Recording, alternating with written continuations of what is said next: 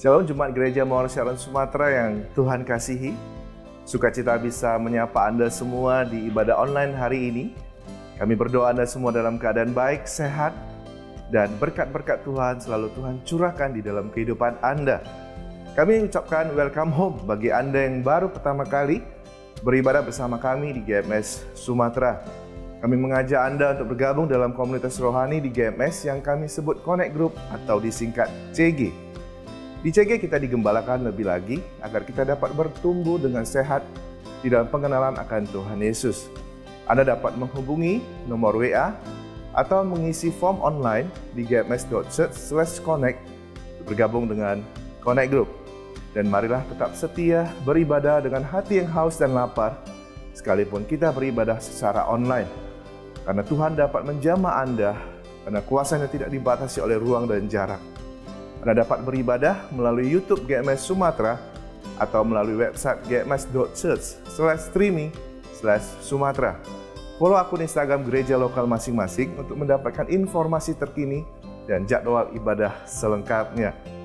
Kami mengajak jemaat untuk mencari wajah Tuhan di dalam doa pagi pada tanggal 18 September hari Sabtu di jam 6 pagi melalui YouTube GMS Sumatera. Minggu ini adalah minggu penaburan untuk mendukung pembangunan dan kegerakan misi 50 GMS di Sumatera. Mari siapkan penaburan terbaik bagi pekerjaan Tuhan atas Pulau Sumatera.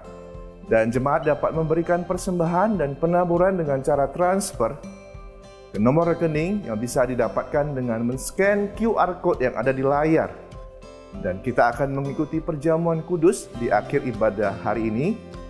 Anda dapat menyiapkan sepotong kecil roti atau biskuit dan anggur atau teh atau air secukupnya untuk mengikuti perjamuan kudus di rumah Anda. Mari kita satukan hati dan berdoa. Bapa, kami mengucap syukur dan kami sungguh merasakan kebaikan dan kasih setia-Mu. Dan saat ini Bapa, kami siap untuk mengikuti ibadah online di hari ini. Berkati setiap kami, berkati kami dengan sukacita dan kekaguman akan Engkau. Terima kasih Tuhan, di dalam nama Tuhan Yesus kami berdoa. Haleluya. Amin. Dan selamat mengikuti ibadah di hari ini. God bless you.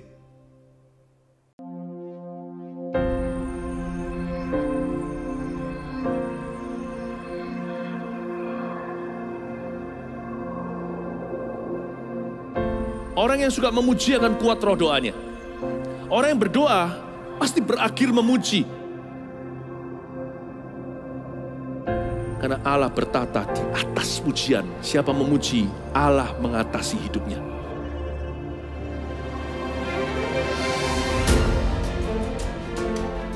The Year of Praise, tahun pujian menjadi sebuah petualangan yang tiada dua.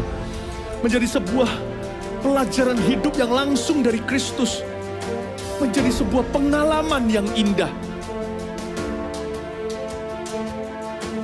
Waktu kita memuji Tuhan, seluruh kerajaan itu berdiri di sampingmu. Waktu kita memuji, seluruh kerajaan Allah dan kereta-keretanya yang tidak kelihatan berkuda dan berapi-api itu berada di kanan kiri.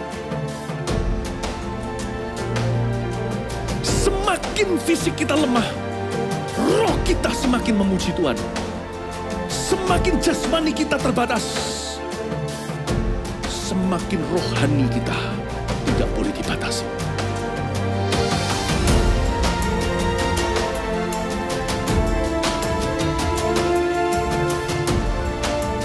Welcome to the Year of Praise and Provision. Mari kita mengizinkan Tuhan merajut rancangan yang belum pernah kita bayangkan.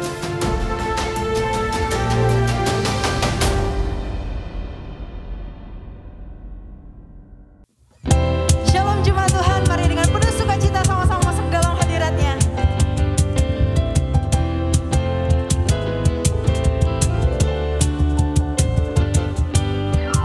Karyamu mempesona, Kau angkatku dari kelam, kasih tulus memberi warna.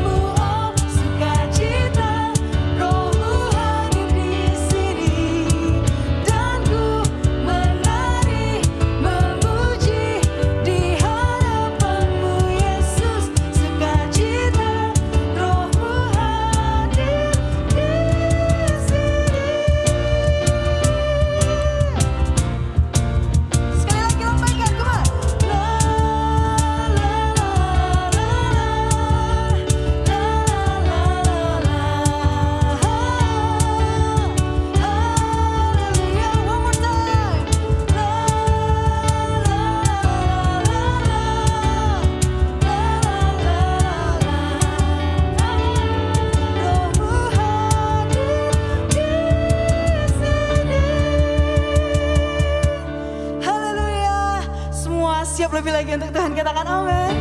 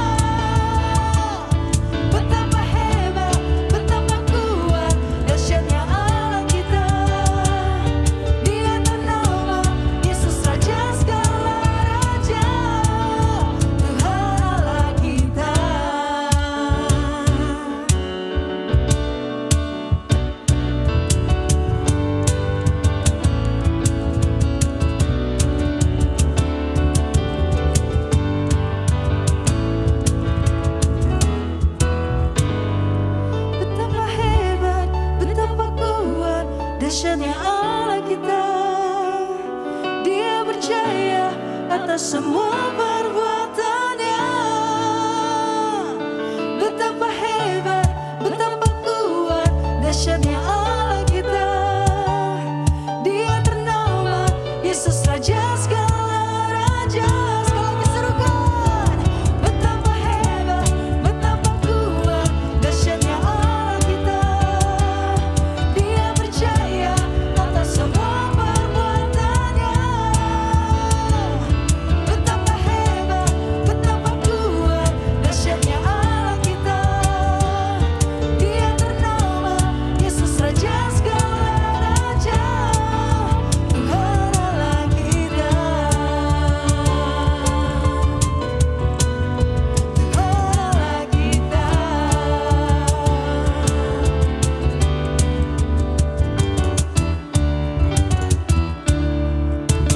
Haleluya, terpuji termuliakan namamu Tuhan.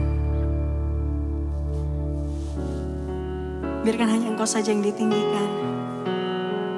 Biarkan hanya Engkau saja yang dimuliakan. Engkau Raja semesta. Mari Engkau menilik setiap kami Tuhan. Setiap hati kami. Hingga pada akhirnya di dalam perjuangan dan pertandingan iman, kami tetap ditemukan setia. Mari kita angkat pujian ini sebagai seruan hati kita. Memuji menyembah Allah, pencipta dan pemilik hidup kita. Ku nyanyi Hosana bagi Rajaku yang duduk di tahta. Aku muliakan dan ku agungkan. Kau layak disembah.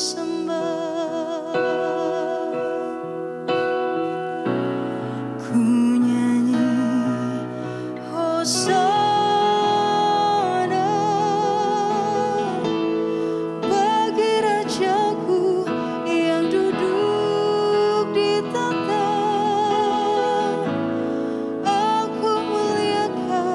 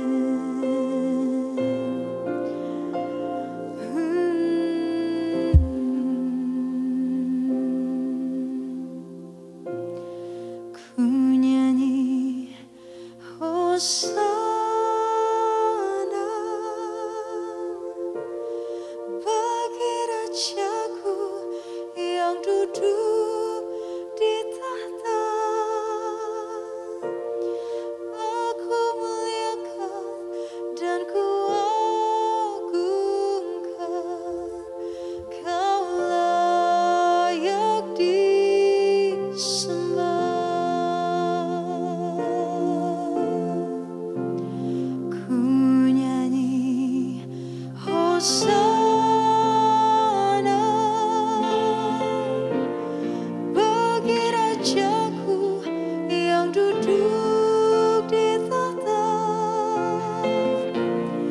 aku muliakan dan kuagungkan. Kau layak disembah, Kau layak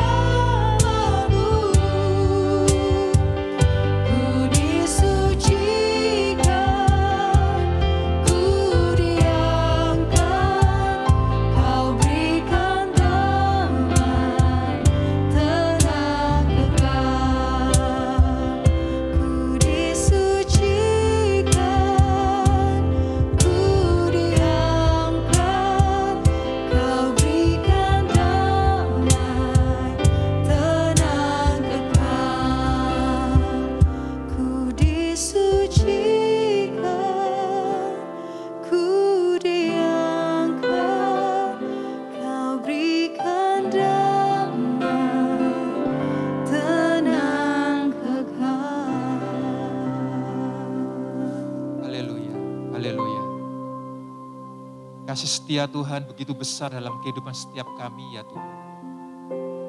Kami bersyukur buat ibadah kami merasakan hadirat-Mu. Biar setiap umat-Mu saat ini membuka hati setiap kami ya Tuhan. Setiap umat Tuhan, mari saya ajak untuk masuk lebih dalam lagi dalam hadirat Tuhan. Buka hati Anda. Minta jamahan Roh Kudus turun dalam kehidupan Anda.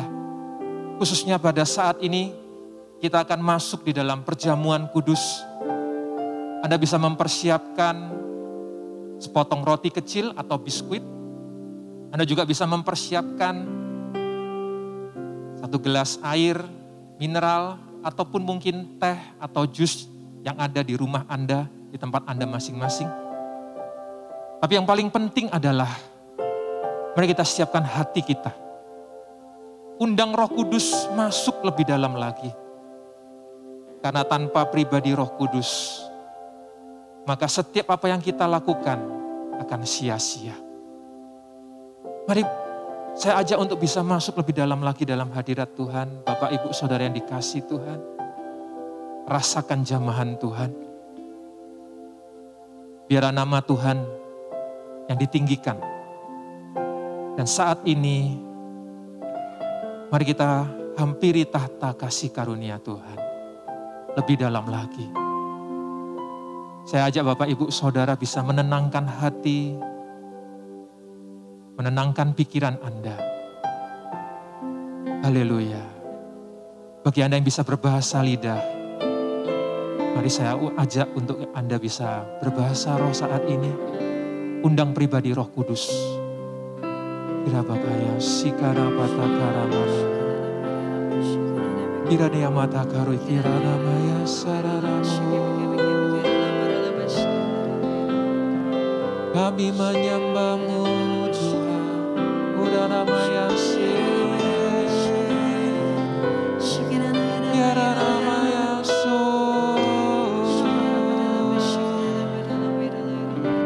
Haleluya. Haleluya. Perjamuan kudus ini diperuntukkan bagi Anda yang mengerti tentang makna perjamuan kudus, makna pengorbanan Yesus di atas kayu salib. Demikian firman Tuhan, dikatakan, sebab apa yang telah kuteruskan kepadamu, telah kuterima dari Tuhan, yaitu bahwa Tuhan Yesus pada malam waktu ia diserahkan, mengambil roti dan sesudah itu ia mengucap syukur atasnya. Ia memecah-mecahkannya dan berkata, inilah tubuhku yang diserahkan bagi kamu, perbuatlah ini menjadi peringatan akan aku. Bapak, Ibu, Saudara yang dikasihi Tuhan, Anda bisa angkat roti tinggi-tinggi dan letakkan tangan Anda di dada Anda. Roti yang ada di tangan Anda adalah roti biasa. Namun ini melambangkan tubuh Kristus, tubuh yang tercabik, terkoyak 2000 tahun lebih yang lalu, demi untuk menggantikan pelanggaran, kesalahan, segala bentuk kelemahan yang seharusnya kita pikul. Namun Yesus menggantikannya sampai di atas kayu salib. Begitu besar kasih Allah bagi setiap kita. Bapak, Ibu, Saudara yang dikasihi oleh Tuhan, mari kita makan roti yang ada di tangan Anda masing-masing dan mengucap syukur atasnya di dalam nama Tuhan Yesus Kristus.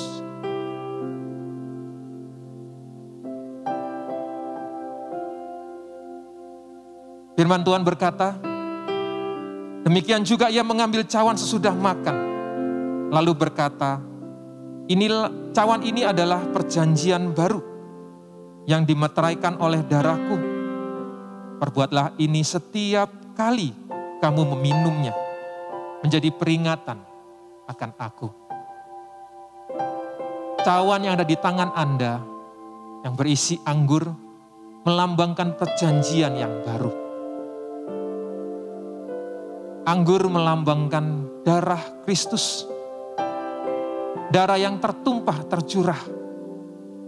Demi untuk menyucikan, menebus setiap dosa dan pelanggaran setiap kita umat manusia. Yang secara sadar maupun tidak sadar kita lakukan. Dan bilur-bilurnya memulihkan, menyembuhkan segala bentuk sakit penyakit. Imani akan hal itu. Percaya Tuhan telah sembuhkan segala sakit penyakit Anda. Terima dengan iman dalam nama Tuhan Yesus.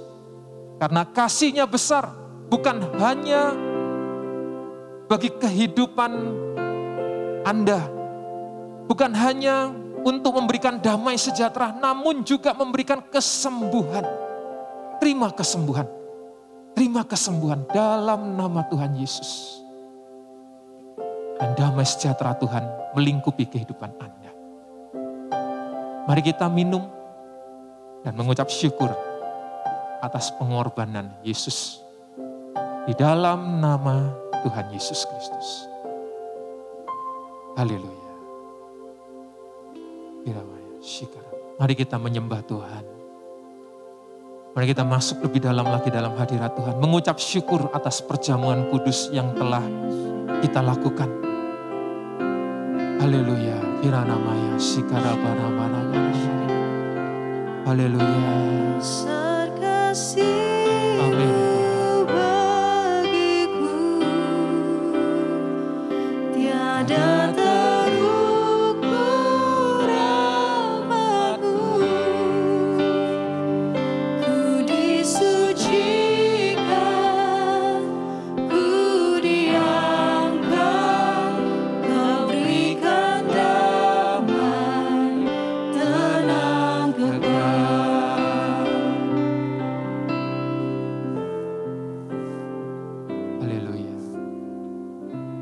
Terima kasih Tuhan. Terima kasih Yesus. Haleluya. Kami kembali datang di dalam hadirat-Mu ya Tuhan. Terima kasih buat anugerah di mana kami semua boleh kembali beribadah. Kami tahu hadirat-Mu adalah tempat di mana kami paling aman, paling nyaman untuk kami bisa bersandar. Dan karena kami tahu di dalam hadirat-Mu, kami bisa datang dengan segala keberadaan kami, apapun situasi kami, dan seperti apa kondisi hati kami bisa bawa segalanya seutuhnya di dalam hadirat-Mu. Dan kami tahu di dalam hadirat-Mu lah tempat di mana semua yang kami perlukan, semua yang kami butuhkan ada di dalamnya. Di dalam hadirat-Mu ada pengharapan, di dalam hadirat-Mu ada jalan keluar, di dalam hadirat-Mu ada pertolongan, di dalam hadirat-Mu ada kekuatan, ada tuntunan, ada teguran. Di dalam hadirat-Mu kami disejukkan, di dalam hadirat-Mu kami disegarkan, di dalam hadirat-Mu kami dibangkitkan, di dalam hadirat-Mu kami berjumpa dengan Allah yang menciptakan langit dan bumi, Allah yang adalah Bapa kami, dekat bersama dengan kami. Dan ketika kami ada di dalam hadirat-Mu, berjumpa dengan-Mu, menanti-nantikan Engkau, maka seperti Raja Wali yang terbang dengan kekuatan sayapnya yang akan naik tinggi di dalam kehendak dan rencana-Mu semata. Dan kami menjadi orang-orang yang menerima kekuatan, berlari tidak menjadi lesu, berjalan tidak menjadi lelah. Kami akan memenuhi dan menggenapi seluruh rencana Tuhan di dalam hidup kami. Berjalan bersama dengan-Mu. Terima kasih ya Tuhan. Ini kami di dalam hadirat-Mu. Kami buka hati kami lebar untuk mendengar firman-Mu, isi hati-Mu yang memerdekakan, mengubahkan hidup kami, memberkati kami semuanya. Terima kasih ya Bapa, terima kasih Tuhan Yesus, terima kasih Roh Kudus. Di dalam nama Tuhan Yesus, kami siap menerima firman-Mu. Haleluya, sama-sama katakan amin, amin. Shalom Bapak Ibu Saudara sekalian, saya menyapa Anda bersama dengan seluruh jemaat Rose of Sharon Church Singapura, dari Singapura, Gereja Mawar Sharon. Pada Anda semua, keluarga kami, dimanapun Anda berada. Seluruh jemaat Gereja Mawar Sharon yang ada dimanapun. Dan juga seluruh rekan-rekan yang bergabung di dalam ibadah online kali ini. Saya percaya Tuhan melihat hati Anda. Tuhan sudah menyediakan berkat dan Dia akan berbicara, menguatkan, meneguhkan, membangkitkanmu, dan ada rema untuk setiap kehidupan kita. Haleluya. Bapak Ibu Saudara sekalian, hari ini saya ingin menyampaikan firman Tuhan. Jika Anda ingin mencatat judulnya adalah melihat kemenangan di dalam keterpurukan. Judul khotbah saya adalah melihat kemenangan di dalam keterpurukan. Sekalipun ada di dalam kondisi yang sulit dan terpuruk, kita tetap bisa melihat kemenangan yang Tuhan janjikan dan kita akan meraih hal tersebut. Mari kita buka bersama-sama di dalam kitab Hakim-Hakim pasal yang ke-6, ayat yang pertama sampai dengan ayat yang ke-11. Setelah itu nanti ada beberapa ayat selanjutnya yang kita juga akan renungkan menjadi poin rema selanjutnya. Oke, Hakim-Hakim pasal yang ke-6, ayat yang pertama sampai dengan ayat yang ke-11. Demikian firman Tuhan. Tetapi orang Israel melakukan apa yang jahat di mata Tuhan. Sebab itu Tuhan menyerahkan mereka ke dalam tangan orang Midian 7 tahun lamanya. Dan selama itu orang Midian berkuasa atas orang Israel karena takutnya kepada orang Midian itu. Maka orang Israel membuat tempat-tempat perlindungan di pegunungan, yakni di gua-gua dan kubu-kubu. Setiap kali orang Israel selesai menabur, datanglah orang Midian, orang Amalek, dan orang-orang dari sebelah timur lalu maju mendatangi mereka. Berkemalah orang-orang itu di daerah mereka dan memusnahkan hasil tanah itu sampai ke dekat Gaza. Dan tidak meninggalkan bahkan makanan apapun di Israel. Juga domba atau lembu atau keledai pun tidak. Sebab orang-orang itu datang maju dengan ternaknya dan kemahnya. Dan datangnya itu berbanyak-banyak seperti belalang. Orang-orangnya dan unta-untanya tidak terhitung banyaknya. Sekaliannya datang ke negeri itu untuk memusnahkannya. Ayat selanjutnya. Sehingga orang Israel menjadi sangat melarat oleh perbuatan orang Midian itu. Lalu berserulah orang Israel kepada Tuhan. Ketika orang Israel berseru kepada Tuhan karena orang Midian itu, maka Tuhan mengutus seorang nabi kepada orang Israel yang berkata kepada mereka, beginilah firman Tuhan, Allah Israel, akulah yang menuntun kamu keluar dari Mesir dan yang membawa kamu keluar dari rumah perbudakan. Aku melepaskan kamu dari tangan orang Mesir dan dari tangan semua orang yang menindas kamu. Bahkan aku menghalau mereka dari depanmu dan negeri mereka kuberikan kepadamu. Dan aku telah berfirman kepadamu, akulah akulah Tuhan Allahmu. Maka janganlah kamu menyembah Allah orang Amori yang negerinya kamu diami ini. Tetapi kamu tidak mendengarkan firmanku itu.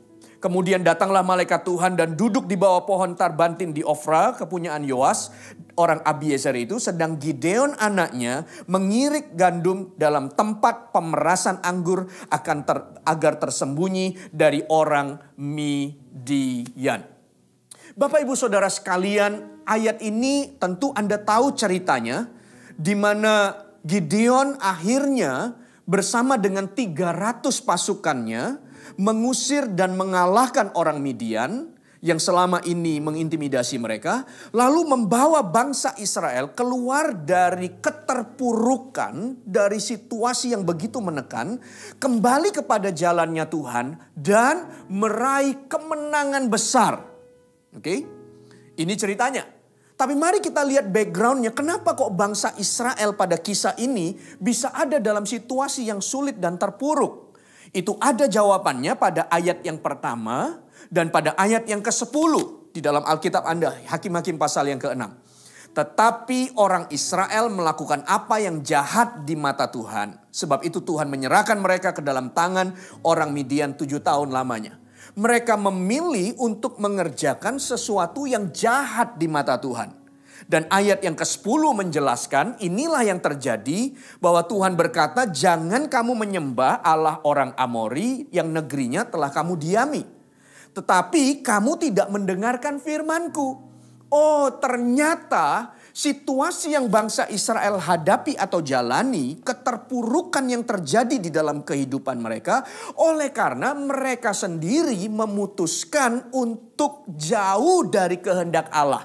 Mereka sendiri memutuskan untuk apa yang berkenan kepada Tuhan, justru mereka tidak kerjakan. Mereka melakukan sesuatu yang jahat. Tuhan bilang jangan menyembah kepada Allah lain, Allah orang Amori, justru mereka menyembahnya. Sehingga mereka sendiri yang memutuskan untuk keluar dari covenant, perjanjian. Mereka sendiri yang memutuskan untuk keluar dari perlindungan Tuhan dengan mengikuti Allah lain.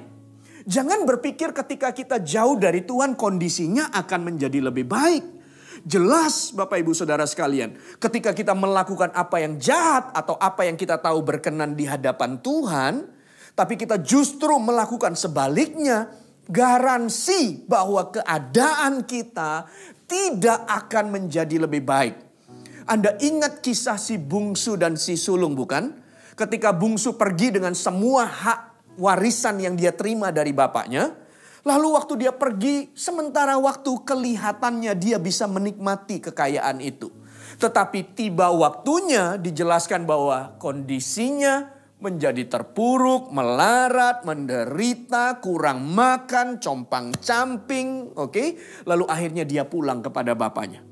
Di situ semua menjelaskan ketika kita menjauh daripada kehendak Allah, situasinya tidak akan menjadi lebih baik. Dan apa yang bangsa Israel hadapi di dalam ayat yang kedua, firman Tuhan katakan, dan selama itu orang Midian berkuasa atas orang Israel. Karena takutnya kepada orang Midian, maka Israel membuat tempat-tempat perlindungan di pegunungan dan gua-gua dan kubu-kubu. Mereka sembunyi. Kenapa sembunyi? Karena ketakutan. Situasi mereka tidak menjadi lebih baik, justru ketakutan menghampiri mereka. Ketakutan menguasai mereka. Tidak berhenti sampai di situ. Ayat yang ke-6 menjelaskan, kemudian dikatakan ayat yang ke-6 di dalam Hakim-Hakim pasal yang ke-6. Sehingga orang Israel menjadi sangat melarat oleh perbuatan orang Midian itu. Kondisinya tidak menjadi baik. Kondisinya terpuruk. Ketakutan menghantui mereka. Kelaparan karena tidak ada bahan makanan. Kesengsaraan dikatakan karena mereka melarat. Ketika kita ada berjalan menjauh dari kehendak Allah, kondisinya tidak akan menjadi lebih baik. Jika hari ini kita mendapati ternyata keterpurukan kita, oleh karena perbuatan kita sendiri memutuskan untuk jauh daripada Tuhan, maka kabar baiknya adalah Tuhan memanggilmu untuk kembali kepadanya. Berjalan di dalam kehendaknya, dipulihkan. Supaya Anda tidak ada di dalam keterpurukan yang berlarut dan berlanjut.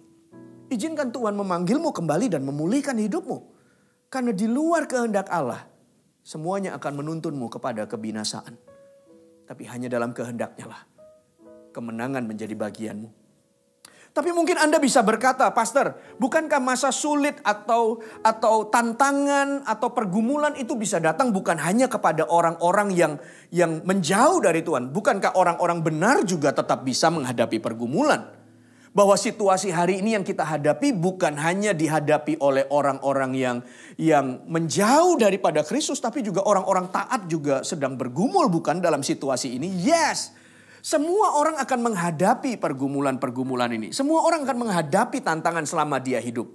Dan bahkan Tuhan izinkan situasi-situasi itu seperti menghimpit kita untuk kita ada di bawah. Tapi bedanya adalah Bapak Ibu Saudara sekalian, bagi orang-orang yang memutuskan jauh kepada Tuhan, maka orang-orang ini di dalam keterpurukannya akan menangis dan berseru sama Tuhan untuk dipulihkan, untuk dikembalikan, untuk dibawa balik kepada kehendak Allah.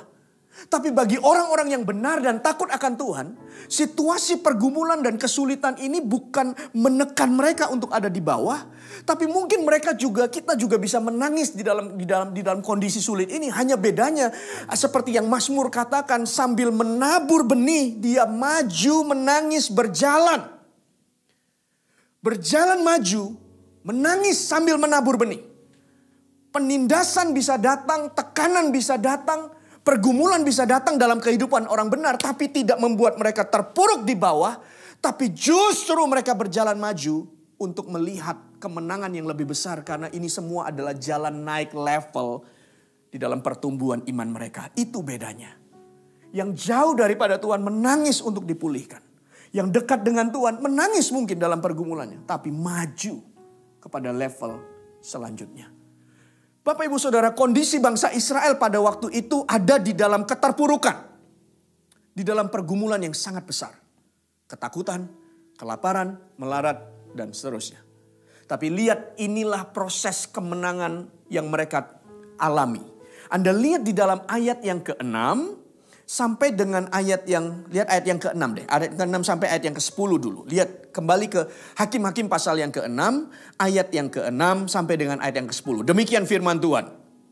Sehingga orang Israel menjadi sangat melarat dan perbuatan orang Midian itu.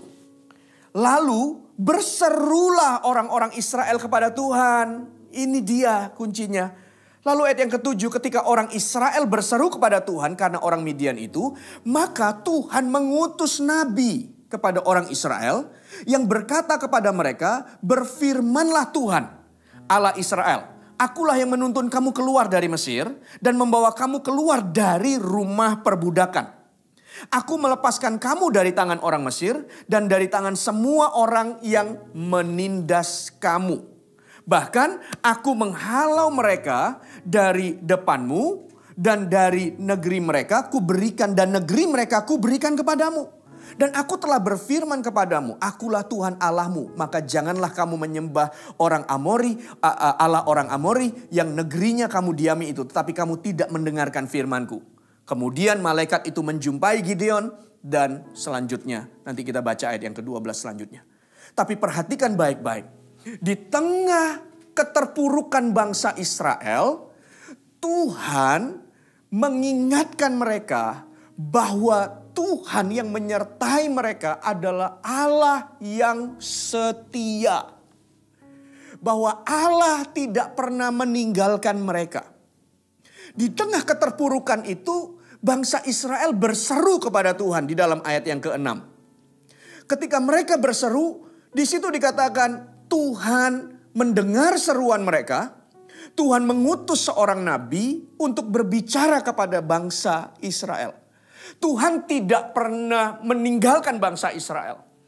Tuhan tidak membiarkanmu sekian waktu lamanya berseru kepadanya, oleh karena Tuhan mendisiplinmu dan sengaja tidak ingin mendengar seruan doamu dan berkata, rasain kalian karena kalian jauh daripadaku. Nah, sekarang silahkan hadapi semua tantangan dan pergumulan, hadapi semua masa-masa sulit ini, hadapi keterpurukanmu. Saya tidak mau tolong kamu. Enggak begitu.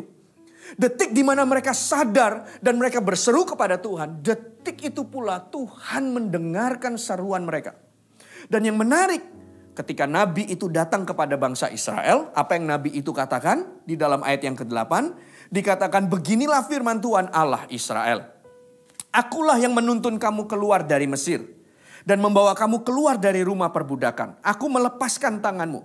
Aku melepaskan kamu dari tangan orang Mesir, dari tangan semua orang yang menindas kamu, dan seterusnya. Tuhan itu menjawab doanya orang Israel, dan Tuhan itu mengingatkan mereka. Bahwa tahukah bahwa aku Allah yang mengeluarkan engkau dari tanah Mesir, dari perbudakan, dari penindasan. Aku yang menyertai kamu dan membawa kamu sampai kepada hari ini. Aku menghalau semua musuh-musuhmu dan bahkan tanah mereka ku berikan menjadi milik pusakamu. Aku ini adalah Allah yang setia. Lupakah kamu bahwa aku yang menuntunmu, aku yang menyertaimu, aku yang membawamu keluar sampai dengan hari ini? Bapak Ibu Saudara sekalian, ketika di dalam keterpurukan bangsa Israel, Tuhan mengingatkan mereka bahwa mereka masih memiliki Allah yang setia, yang memanggil, menyertai, memilih, dan memberikan kemenangan. Di tengah keterpurukanmu, di tengah kondisi sulitmu, masih ada Tuhan yang setia. Yang bagi kita semua, untuk terus memanggil kepadanya, Dia mendengar kita. Dia menjawab doa kita. Dia bersama dengan kita. Dan Dia tidak meninggalkan kita. Dia adalah Allah yang setia. Kalau kita berkata kita terpuruk oleh karena kita menjauh, lalu hari ini kita memutuskan untuk kita kembali dan semakin mendekat kepadanya, maka Dia adalah Allah yang setia, yang menunggu dan siap berlari untuk memelukmu. Ketika engkau ada di dalam kondisi keterpurukanmu seperti si bungsu yang kondisinya begitu susah, menderita, bahkan bau, Dia Allah yang akan memelukmu, menciummu, dan mengembalikan semua statusmu menjadi anaknya kembali. Dia adalah Allah yang setia, tidak membuangmu, tidak menelantarkanmu. Tapi Dia Allah yang tangannya tidak kurang panjang untuk membawamu kembali dan menolongmu. Sekalipun engkau mau lari naik ke gunung, di sana Allah ada di sana untukmu. Ketika engkau pergi terbang dengan kekuatan sayapmu, dengan menjauh, ternyata Allah ada di sana untuk menunggumu. Karena Dia Allah yang setia. Sekalipun bisa jadi kita tidak setia. Seperti bangsa Israel. Kalau Anda baca Hakim-Hakim, Anda akan lihat bangsa Israel pulih, kemudian kembali tidak setia. Kemudian Tuhan menunjukkan kasih karunia-Nya, kemudian kembali lagi tidak setia. Menikmati kemenangan sekian waktu. Lalu kemudian terpuruk kembali. Tuhan beritahu kepada bangsa Israel, Aku adalah Allah yang setia. Di dalam keterpurukanmu, Aku Tuhan yang mendengar doamu. Di dalam keterpurukanmu, kamu tidak pernah sendirian. Di dalam keterpurukanmu, Aku menyediakan masa depan yang penuh dengan harapan. Karena Aku adalah Allah yang setia. Di dalam keterpurukan kita, ingatlah, masih ada Tuhan yang setia. Di dalam kondisi sulit kita, awal kemenangan kita dimulai ketika kita sadar dan kita tahu bahwa Tuhan tidak pernah meninggalkan kita. Allah setia sekalipun di dalam keterpurukan kita. Itu poin yang pertama. Sekarang saya ajak kita semua untuk melihat poin yang kedua. Di dalam Hakim-Hakim pasal yang ke-6 ayat yang ke-12 selanjutnya. Oke, mulai dari ayat yang ke-11 deh. Hakim-Hakim pasal yang ke-6 ayat yang ke-11 sampai dengan ayat yang ke-16. Oke, Anda sudah temukan di dalam Alkitab Anda? Mari kita baca dengan suara yang antusias. Oke, jemaat yang haus dan lapar akan firman Allah, mari kita baca sama-sama. Ayat yang ke-11 mulai. Kemudian datanglah malaikat Tuhan dan duduk di bawah pohon tarbantin di Ofra, kepunyaan Yoas, orang Abiezer itu. Sedang Gideon anaknya mengirik gandum di dalam tempat pemerasan anggur agar tersembunyi bagi orang Midian. Lanjut. Malaikat Tuhan menampakkan diri kepadanya dan berfirman kepadanya, demikianlah Tuhan menyertai engkau, ya pahlawan yang gagah berani. Jawab Gideon kepadanya, ah Tuanku, jika Tuhan menyertai kami, mengapa semuanya ini menimpa kami? Di manakah segala perbuatan-perbuatan yang ajaib yang diceritakan oleh nenek moyang kami kepada kami ketika mereka berkata, bukankah Tuhan telah menuntun kita keluar dari Mesir? Tetapi sekarang Tuhan membuang kami dan menyerahkan kami ke dalam cengkeraman orang Midian.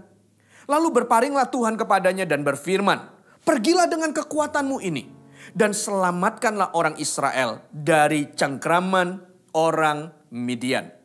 Bukankah aku mengutus engkau?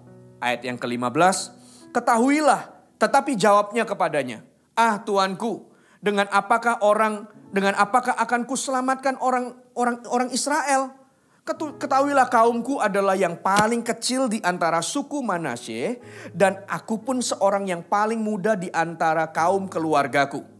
Berfirmanlah Tuhan kepadanya apa? Tetapi akulah yang menyertai engkau, sebab itu engkau akan memukul kalah orang Midian itu sampai habis. Apa yang menjadi poin kedua?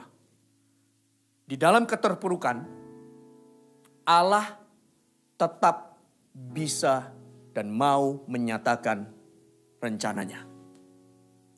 Di dalam keterpurukanmu, tahulah bahwa Allah itu setia. Di dalam kondisi sulit kita, kenalilah bahwa Allah itu setia. Dia bersama dengan kita. Bahkan sekalipun kita bisa tidak setia, Dia tetap setia. Yang kedua, di dalam masa sulit atau keterpurukanmu, tetap masih ada ruang di mana Allah bisa menyatakan kehendaknya. Tiba-tiba di dalam situasi yang terpuruk bagi bangsa Israel, Tuhan hadir dan ketemu dengan Gideon. Dan waktu Tuhan hadir dan ketemu dengan Gideon, apa yang Tuhan sampaikan? Tuhan berbicara tentang rencana Tuhan bagi bangsa Israel. Tuhan bicara tentang kehendaknya bagi Gideon, bahwa sekalipun kamu dalam kondisi terpuruk, kamu adalah pahlawan yang gagah berani. Dan aku akan memakai kamu untuk melepaskan bangsa Israel dari tekanan orang Midian. Di dalam ayat yang ke-16 dikatakan, tetapi akulah yang menyertai engkau, sebab itu engkau akan memukul kalah orang Midian sampai habis. Pikirkan baik-baik.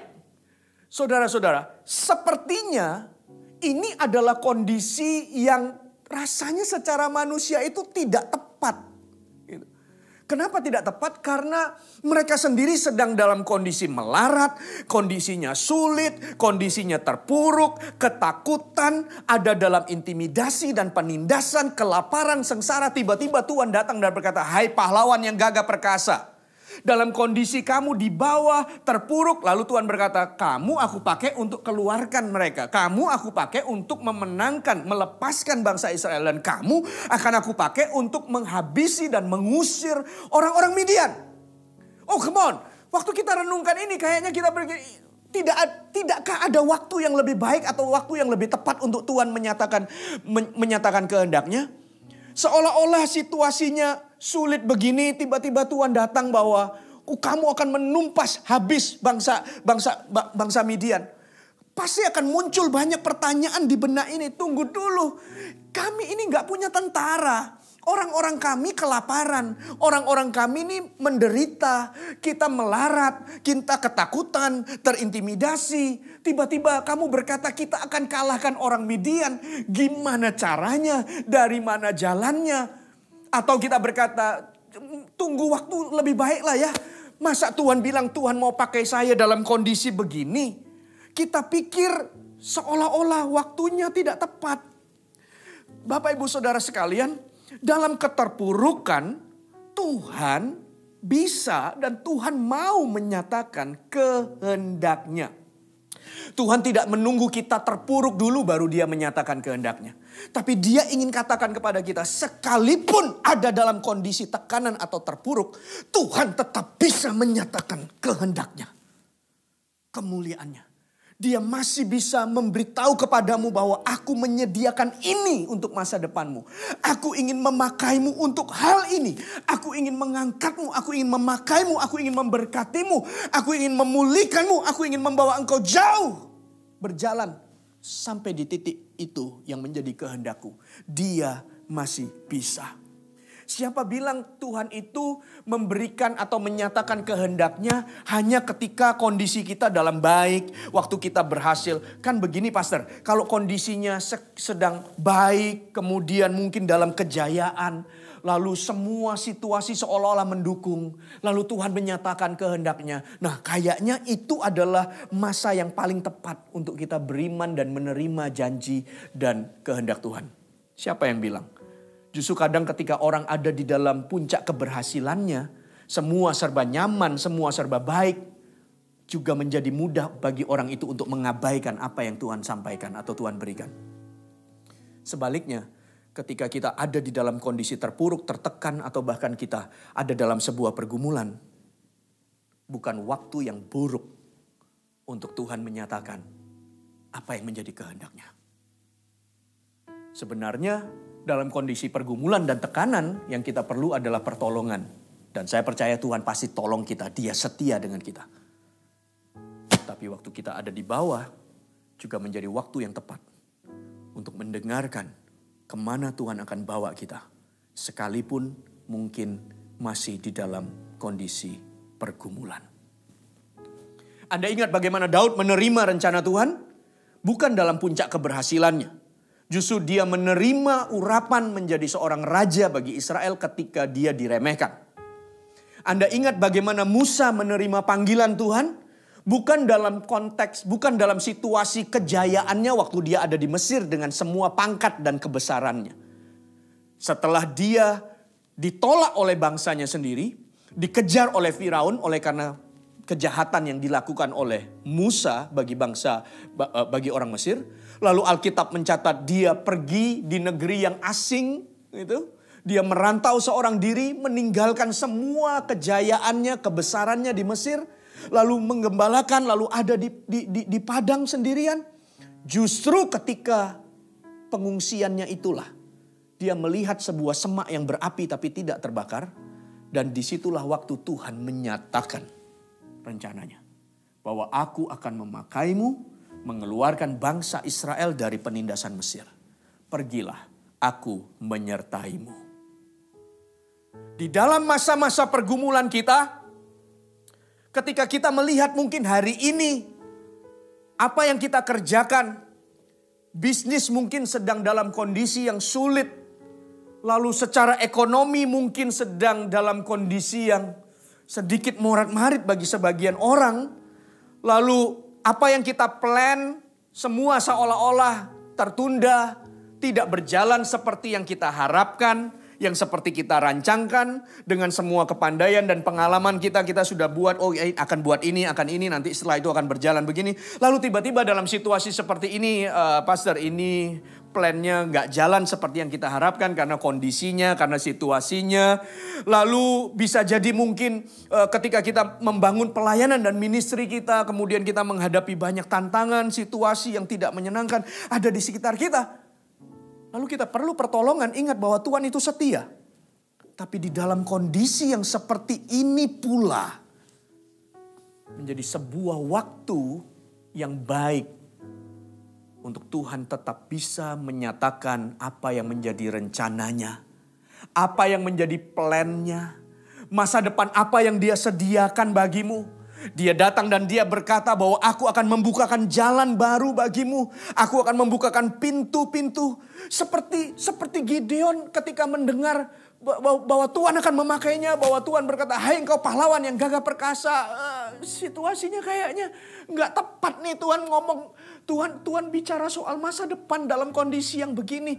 Tuhan bicara soal kemenangan dalam kondisi yang begini. Tuhan bicara tentang rencana yang besar di dalam hidupku dalam kondisi yang begini. Kenapa gak tunggu situasinya membaik dulu? Nah, baru hati lebih siap, kondisi lebih baik, lebih nyaman, lebih mendukung. Nah, sampaikanlah apa yang menjadi rancanganmu bagi hidupku. Enggak saudara-saudara. Justru hari-hari ini, justru saat-saat ini, dia tetap berbicara kepadamu. Dia menolongmu pasti. Tapi dia akan memberitahukan rancangannya. Dia akan berkata bahwa semua akan pulih, semua akan kembali. Bahkan bukan hanya pulih menjadi baik, tapi dia bisa membawa Anda lebih tinggi. Oke, sebentar ketika kita merasa ini sulit, susah. Lalu Tuhan berfirman kepadamu, persiapkan dirimu. Lebarkan tendamu, pancangkan kokoh patoknya. Sebab engkau akan mengembang. Engkau akan mengembang ke kanan, engkau akan mengembang ke kiri. Engkau akan menjadi makin besar. Akan tiba waktunya. Segala sesuatu yang ada di tanganmu dilipat gandakan oleh Tuhan. Ada waktunya, akan tiba waktunya di mana hari ini engkau akan satu waktu nanti engkau akan memberikan pertolongan bagi lebih banyak orang karena aku mempercayaimu, aku memberkatimu, aku menyertaimu. Wow. Untuk semua yang Anda terima itu, sekalipun mungkin dalam kondisi seperti hari ini, pegang itu erat-erat dan berkata amin. Karena Gideon pun menerima rencana Allah yang begitu indah di dalam sebuah kondisi yang sangat tidak ideal di dalam keterpurukan Israel. Tapi Tuhan berkata, kamu akan menghalau mereka semua. Kamu akan menghabisi mereka semua. kamu akan keluarkan bangsa Israel.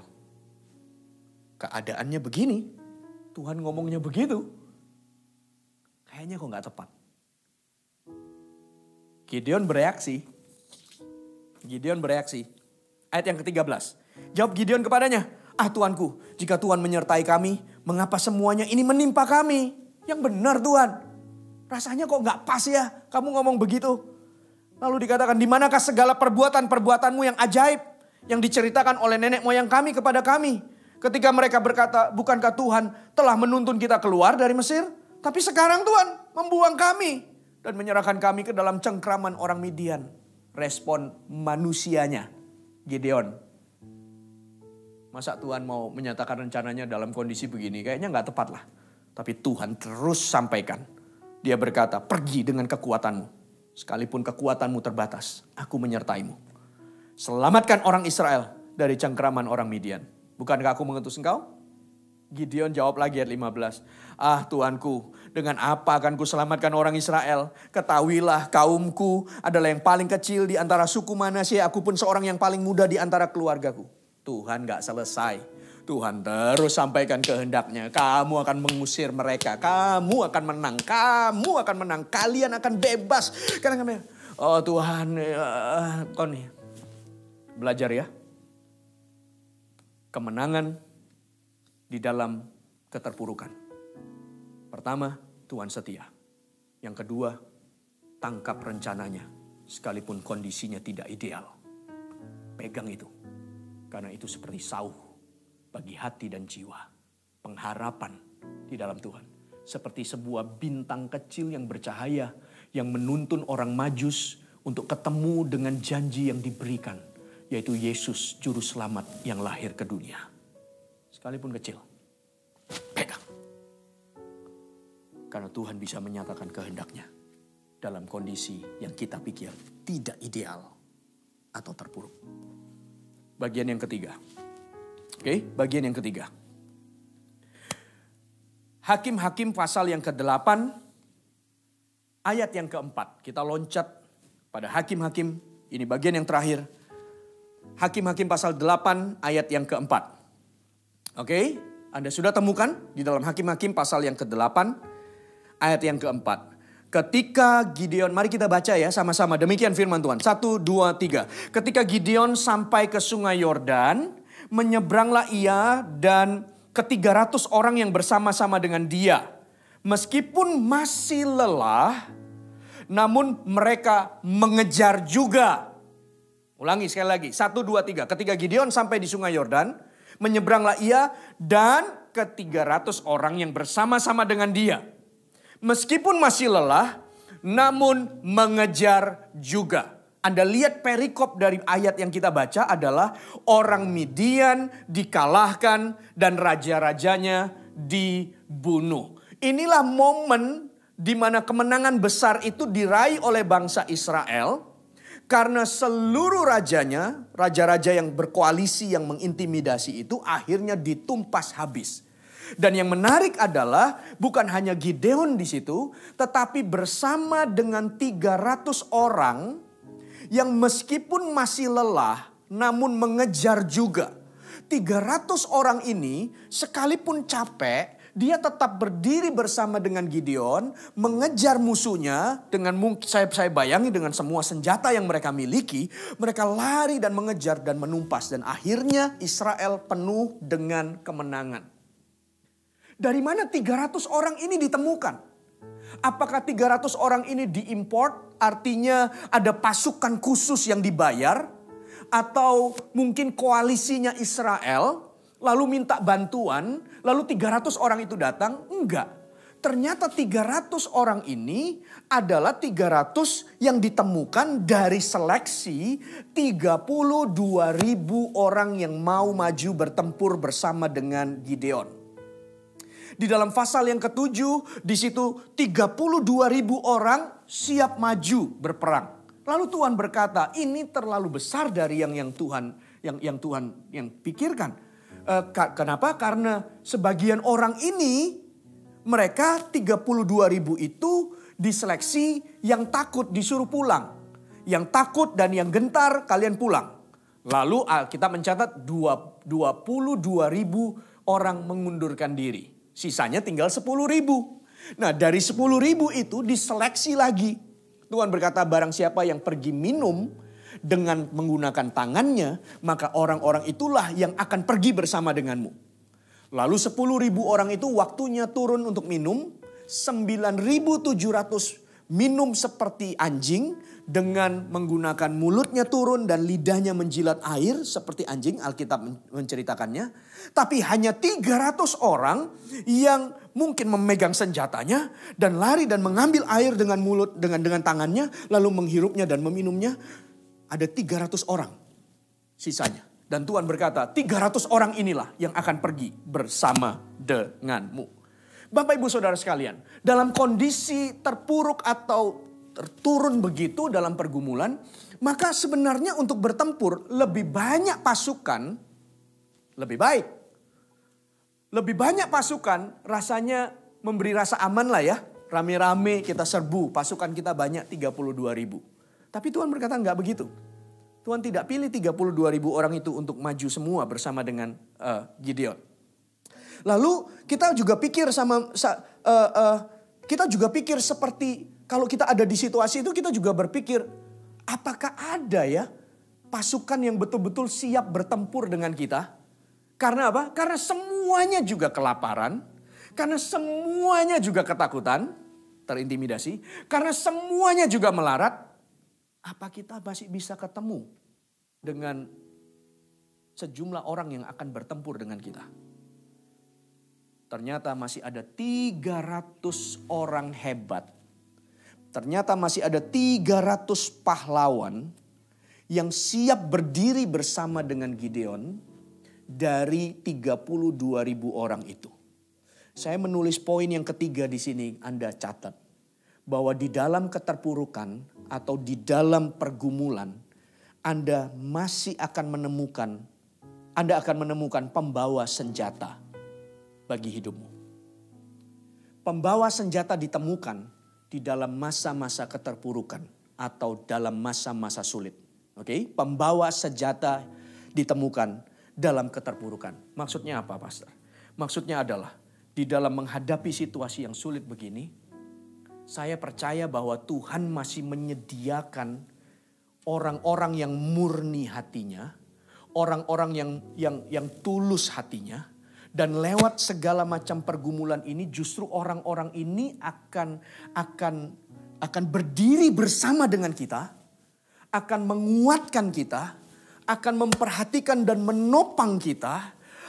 Orang-orang ini adalah orang-orang yang menghargai kita bukan karena kita sedang ada di atas dan terlihat hebat. Tetapi justru di dalam pergumulan atau situasi sulit yang kita hadapi, kemurnian hubungan itu teruji. Kemurnian dari orang-orang ini yang berdiri bersama dengan kita akan bermunculan. Jadi bukan melihat yang penting rame-rame 32.000 orang. Bukan. Atau sebaliknya bukan melihat bahwa 32.000 orang ini semua ketakutan, gak ada orang hebat. Jangan begitu. Tetap masih ada 300 orang hebat di antara sekerumunan orang itu yang ditemukan oleh Gideon oleh karena melewati masa-masa sulit atau masa-masa sukar ini. Ini adalah orang-orang yang akan berdiri bersama denganmu. Ketika Tuhan mengizinkan goncangan itu tiba, Alkitab berkata, maka goncangan itu sengaja diizinkan untuk meninggalkan atau membiarkan yang tidak tergoncangkan itu tetap. Tapi semua yang bisa digoncangkan akan rontok jika dia tidak menempel dengan erat. Situasi sulit yang Tuhan izinkan akan memunculkan, akan membawa kita melihat bahwa ternyata tetap masih ada 300 orang hebat yang siap berdiri bersama dengan kita, berjalan bersama dengan kita, menopang kita, berperang bersama dengan kita, menguatkan kita untuk kita sampai kepada kemenangan dan kemuliaan yang gilang gemilang yang Tuhan sediakan. Saya ingat bagaimana Daud dipakai sama Tuhan, bagaimana Daud memimpin sekelompok orang, tapi melewati masa-masa pengejaran pelariannya, dikejar-kejar oleh Saul. Justru disitulah muncul cerita-cerita Triwira yang keluar. Disitulah muncul cerita orang-orang hebat yang muncul karena melewati masa-masa sulit itu. Dilari-lari bekejar, dikejar-kejar, lalu kemudian muncullah Eleazar anak Dodo, orang Ahohi yang bersama dengan Daud. Orang Israel telah mengundurkan diri, tetapi dia membunuh sedemikian banyak orang Filistin sampai tangannya lesu dan tinggal melekat pedang pada tangannya. Muncul orang-orang yang hebat berdiri bersama dengan Daud. Sama anak Age orang Harari, tentara telah melarikan diri karena ketakutan. Tetapi dia berdiri mempertahankan dan mengalahkan bangsa Filistin, mempertahankan ladang kacang merah. Dia bergelut di sana dan membawa kemenangan bagi Daud dan seluruh pasukannya. Karena di masa-masa sulit, di masa-masa sukar, Tuhan itu setia. Di masa-masa sulit, masa-masa sukar atau keterpurukan kita, Tuhan tetap akan menyatakan rencana dan kehendaknya yang begitu mulia. Dan di dalam masa-masa sulit atau tantangan yang kita hadapi, dengarkan, masih ada 300 pembawa senjatamu yang akan siap berdiri bersama denganmu. Kamu tidak akan bertempur sendirian. Kamu tidak akan menghadapinya sendirian. Tuhan akan kirimkan orang-orang keluarga rohani karena berkat besar di dalam hidup kita.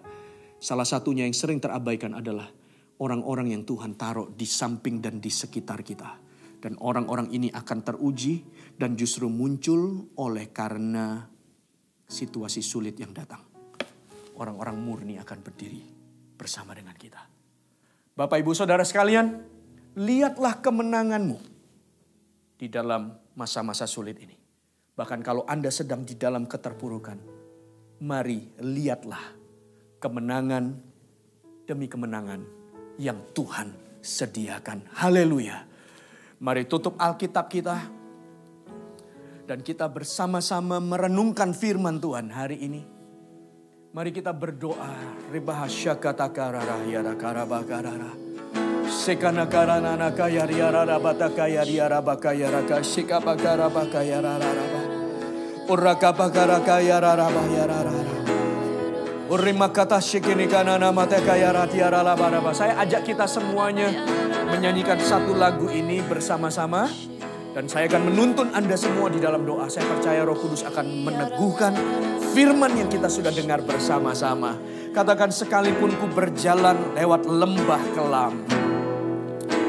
Sekalipun ku berjalan lewat lembah kelam. Namun tanganmu selalu menopang hidupku, menopang hidupku. Saat ku dalam ketakutan, saat ku dalam ketakutan, Kau hadir di sisiku. Kau berkata jangan takut. Kau berkata jangan takut. Kau beri kemenangan.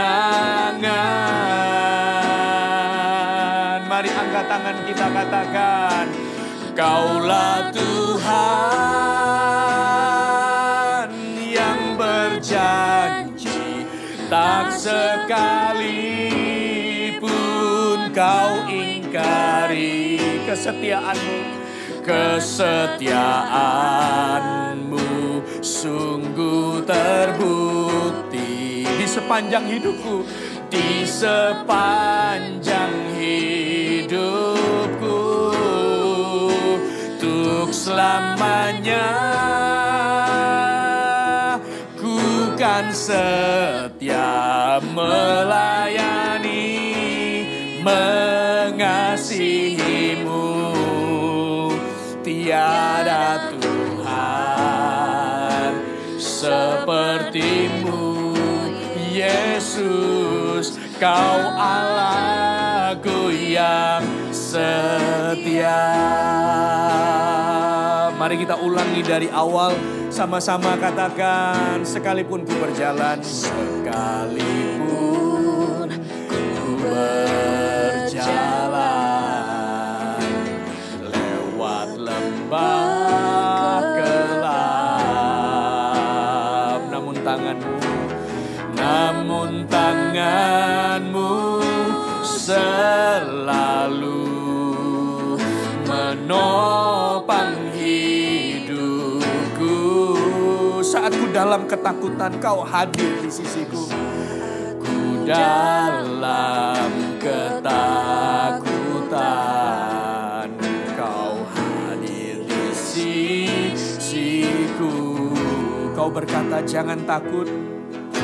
Kau berkata jangan takut. Kau beriku kemenangan. Tetap angkat tanganmu. Kaulah Tuhan yang berjanji, tak sekalipun kau ingkari. Kesetiaanmu sungguh terbukti di sepanjang hidupku. Untuk selamanya, untuk selamanya ku mau setia melayani, mengasihimu. Tiada Tuhan sepertimu, Yesus. Kau Allahku yang setia. Sekali lagi katakan, Kaulah Tuhan yang berjanji, tak sekalipun kau ingkari. Kesetiaanmu sungguh terbukti di sepanjang hidupku. Untuk selamanya ku mau setia melayani, mengasihimu. Tiada Tuhan sepertimu, tiada Tuhan sepertimu, Yesus. Kau Allahku yang setia. Mari kita sembah Dia. Rimakaya masyakata karya rarara, Ia maramaka shene karya rarara.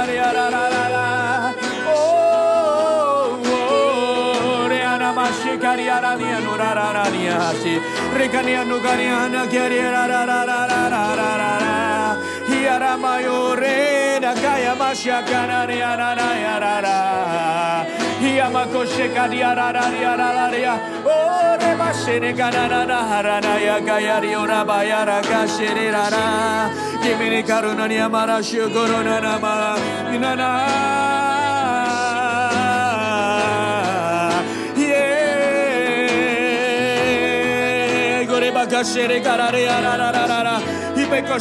Lihatlah kemenanganmu, lihatlah kemenanganmu, lihatlah kemenanganmu, lihatlah kemenanganmu. Terimalah kemenanganmu, terimalah kehendaknya, terimalah rancangannya, terimalah masa depan yang Dia sediakan, terimalah janji yang Dia berikan, terimalah perkataannya hari ini. Dia berkata Tuhan akan memakaimu, Tuhan akan memulihkanmu, Tuhan akan membangkitkanmu, Tuhan akan mengangkatmu tinggi, Tuhan akan membawamu terbang tinggi dengan kekuatan sayap Raja Wali. Tuhan akan membawamu naik, Tuhan yang menyediakan, Tuhan yang membuka jalan, Tuhan yang masih melakukan keajaiban, Tuhan yang masih melakukan mujizat demi mujizat. Terimalah, lihatlah kemenanganmu. Kimahato hambara kata gabara kaya riara ina kona made kariara rabara hiara gashekere garara bada garabara garabada gahasera rara himagaya riara bakashoro gararia rabakaya riara kaya rara rara rara rara Di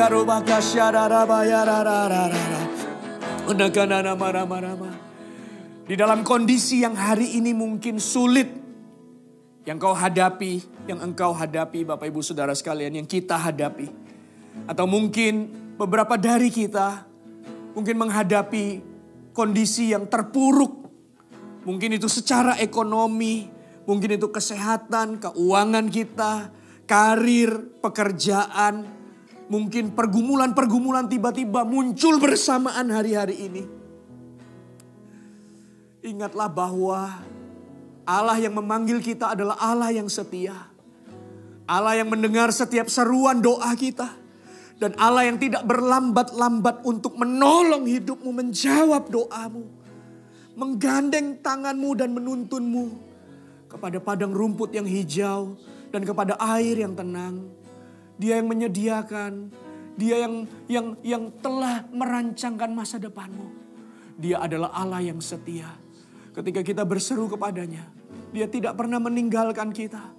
Dia ingatkan bangsa Israel bahwa aku yang memanggilmu keluar dari Mesir, dari penindasan. Aku yang menebusmu, aku yang membawamu berjalan di padang gurun. Aku yang menyertai dan memeliharamu. Aku yang memberikan engkau mana setiap hari. Aku yang menjaga kasutmu dan pakaianmu tidak rusak, tidak lekang oleh panas dan waktu. Aku yang menyediakan tiang awan dan tiang api, yang menjagaimu, memberikanmu kehangatan, yang melindungimu dan menuntunmu. Dan aku pula yang menghalau setiap musuh-musuh dari tanah perjanjian, yang akhirnya tanah itu kuberikan kepadamu. Aku adalah Allah yang setia yang menyertaimu. Sekalipun dalam kondisi sulitmu, ingatlah bahwa dia Allah yang setia. Dan yang kedua, jangan pernah berpikir bahwa kondisi yang sulit seperti ini, bahwa Tuhan tidak bisa menyatakan rencananya. Bahwa ketika Tuhan menyatakan mimpi dan kerinduan hatinya di dalam hidupmu, lalu kita jangan seperti reaksi Gideon yang telah kita baca. Tuhan, kondisinya gak tepat lah kalau kamu bicara tentang pabrikku akan diperlebar. Kayaknya gak tepat Tuhan kalau Tuhan bicara bahwa Tuhan akan berikan kemenangan karena kondisinya begini. Tuhan kayaknya kurang tepat kalau Tuhan berjanji, Tuhan mengingatkan kami bahwa kami akan naik terus. Tuhan kayaknya gak tepat waktunya kalau Tuhan bicara bahwa ini akan dipulihkan lebih besar, lebih hebat. Tuhan akan pakai, Tuhan akan urapi, Tuhan akan bawa dampak dahsyat kemana-mana pelayananmu. Kayaknya waktunya kok kurang tepat. Jangan remehkan. Justru dalam kondisi pergumulan, keterpurukan, dalam kondisi kesulitan yang kita hadapi, adalah waktu yang tepat pula bagi Tuhan untuk menyatakan isi hatinya. Himahana kasyakura bahara kadiarara kararara. Reka makania nama kashiku nakarania na rama. Hira makasya na maya niuna kaya na. Mereka nakaya na maya sore anakaya na. Tuhan berbicaralah. Tuhan sampaikanlah apa yang menjadi isi hatimu dan rencanamu terhadap karir dan pekerjaan kami. Bicaralah ya Tuhan. Bicaralah ya Tuhan. Kami ingin mendengarkannya. Kami tahu ya Tuhan, Engkau juga punya rencana atas pekerjaan, atas bisnis kami, atas keuangan kami, atas rumah tangga kami, atas rancangan-rancangan atau plan atau goal yang kami ingin capai. Tuhan juga punya kehendak. Sampaikanlah ya Tuhan. Bahkan ketika pelayanan yang kami bangun di dalam kondisi seperti hari ini, kami percaya Tuhan juga punya kehendak dan rencana. Sampaikanlah ya Tuhan. Kami akan setia menjalaninya. Kami akan setia menghadapinya. Tapi kami akan lihat rencana Allah yang besar. Yang justru dinyatakan dalam keadaan kami hari ini. Hati kami terbuka. Berbicara kepada kami. Terima kasih ya Tuhan. Dan kami berdoa. Justru dalam kondisi seperti ini kami akan menemukan orang-orang yang akan berdiri bersama dengan kami. Seperti Gideon menemukan 300 orang hebat di tengah 32.000 orang yang terlihat takut, terpuruk, menderita, kelaparan, kesulitan. Tapi justru tetap masih ada 300 orang yang akan berdiri bersama dengan dia dan mengejar musuh. Tuhan, kami tahu kami tidak menghadapinya sendiri. Kami tahu ada orang-orang yang Tuhan sediakan di sekitar kami. Dan mereka akan berjalan bersama dengan kami. Mereka orang-orang yang teruji. oleh waktu dan oleh tantangan. Dan bersama dengan mereka. Mereka adalah keluarga, mereka adalah sahabat, mereka adalah teman-teman CG, mereka adalah jemaat setia yang menjadi yang kami kenal sekian lama. Dan orang-orang ini Tuhan kirim untuk membangun bersama, untuk meraih kemenangan yang Tuhan sudah sediakan. Haleluya. Terima kasih ya Tuhan. Terima kasih ya Tuhan.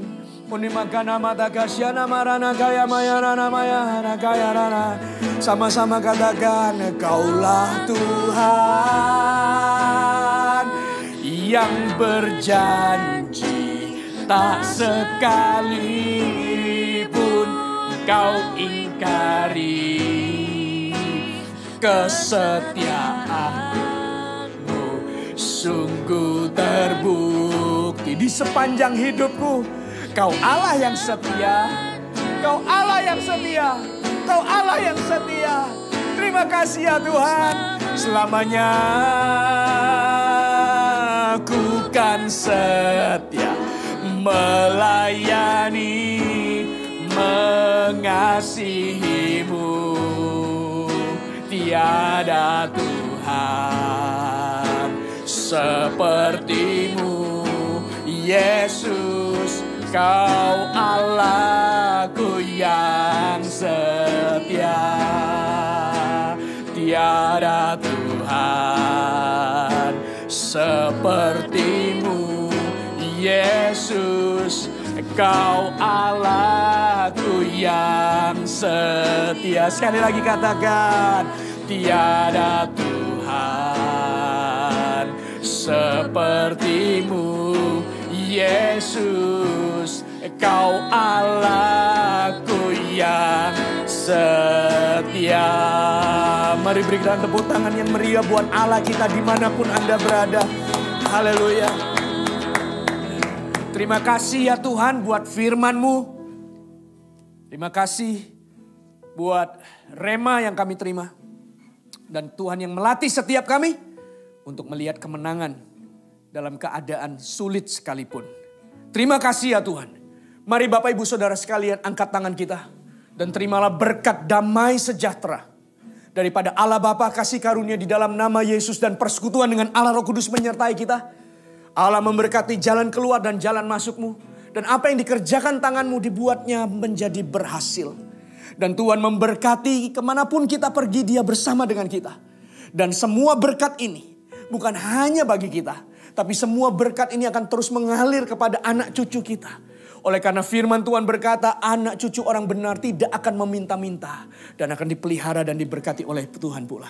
Terima kasih ya Tuhan. Kami mengucap syukur. Kami terima semua berkat ini. Di dalam nama Yesus. Haleluya. Sama-sama katakan. Amin. Tuhan memberkati Anda semuanya Bapak Ibu Saudara sekalian. God bless you.